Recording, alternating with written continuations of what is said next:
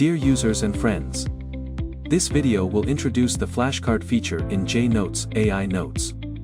First, you need to create and generate an AI note in the Jnotes app.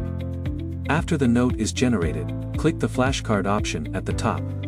Jnotes AI will extract the knowledge from the AI note and generate memory flashcards. Once the flashcards are generated, you can flip through them. The front side shows the name of the knowledge point, while the back side displays the detailed content of that point.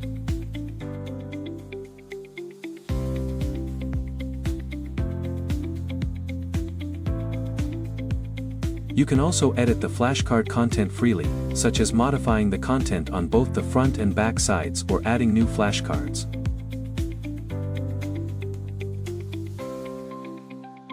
We hope the launch of this flashcard feature will help you study more efficiently and master key knowledge points. Go to the Jnotes app and try it out now.